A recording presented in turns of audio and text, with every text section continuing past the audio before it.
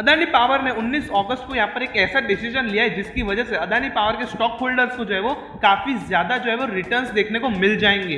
अगर आप इस कंपनी के स्टॉक होल्डर है या फिर अगर आप इस स्टॉक में ऑलरेडी निवेश कर चुके हो पिछले कुछ दिनों या फिर हफ्तों में, तो ये जो स्टॉक है वो आपको मल्टी बैगर रिटर्न्स जो है वो लाकर दे सकता है। कौन सा है वो एक डिसीजन जो कि अदानी पावर ने लिया जिसकी वजह से हमें मल्टी बैगर रिटर्न्स लाकर दे सकता है ये एक स्टॉक, जानेंगे हम आज के इस वीडियो में। तो इस वीडियो के अंत तक जरूर बने रहिएगा। तो चलिए अब एक भी मिनट गवाए बिना लेट्स स्टार्ट द वीडियो।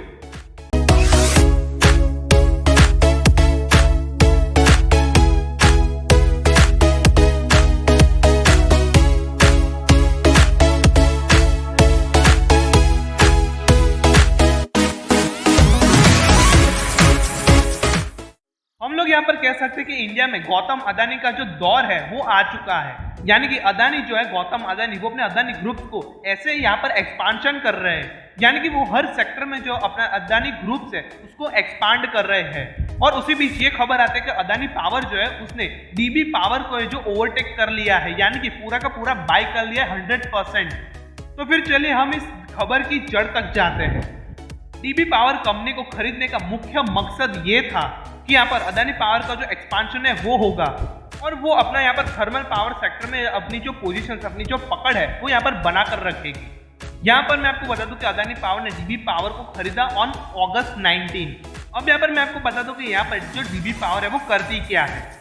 देखिए डीबी पावर जो है उसके पास 600 वॉट के 2 थर्मल पावर प्लांट्स है और दोनों के दोनों जो थर्मल पावर प्लांट्स है वो छत्तीसगढ़ में मौजूद है। अब यहाँ पर अदानी पावर ने क्या किया, यहाँ पर इसके जो दोनों थर्मल पावर प्लांट थे उसको 7017 करोड़ में जो है उसको खरीद लिया गया है। अब यहाँ पर मैं इसकी एक मुख्य जो यहाँ पर चीज है वो मैं आपको बता देता हूँ। अदानी पावर ने यहाँ पर स्टॉक एक्सचेंज को यहाँ पर ऐसा कहा है कि यहाँ पर ये जो एक्विजिशंस है वो यहाँ पर रिलेटेड पार्टी ट्रांजेक्शन में जो है वो फॉल नहीं करता और यहाँ पर कोई भी प्रमोटर ग्रुप या फिर कोई भी प्रमोटर जो है वो इसमें डीबी पावर ग्रुप में उसको कोई भी इंटरेस्ट नहीं है। अगर हम इसको इंग्लिश में समझे तो यहाँ पर अदानी पावर ने स्टॉक एक्सचेंज को ऐसा कहा कि यहाँ पर debt acquisition does not fall within related party transaction and promoter group और promoter has no interest in DB power.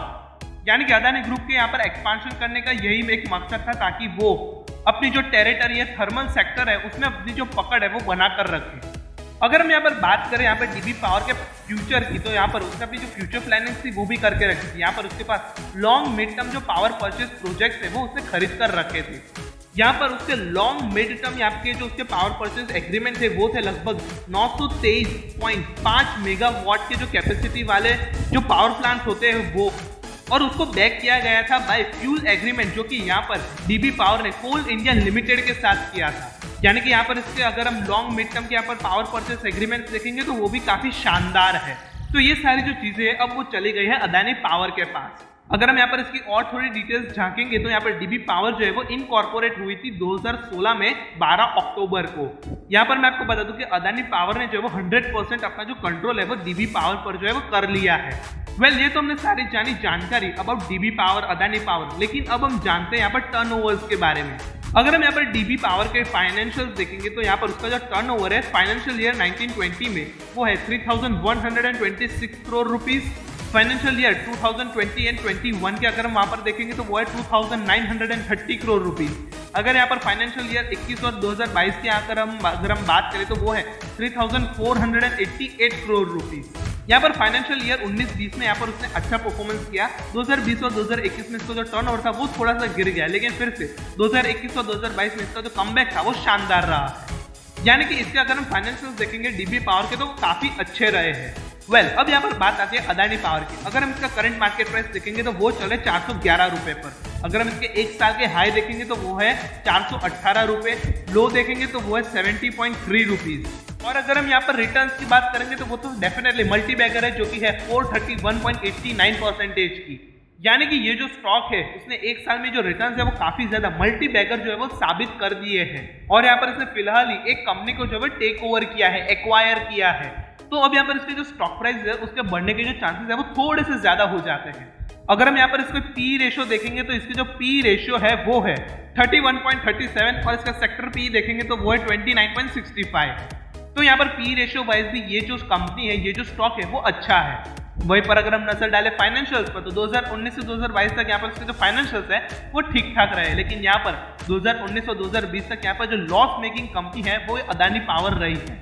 लेकिन वहीं पर अगर हम बात करें 2021 से 2022 की तो वहां पर ये जो कंपनी है वो प्रॉफिट जनरेटिंग कंपनी जो है वो हमें देखने को मिल गई है। यानी कि 2 साल यहाँ पर लॉस जनरेट करने के बाद यहाँ पर पिछले जो 2 साल रहे वो शानदार रहे इस स्टॉक के लिए। अगर हम इसके 2022 के रेवेन्यू देखेंगे तो वो है 31,690 करोड़, प्रॉफिट की बात करेंगे तो वो है 4,910 करोड़ रुपए का।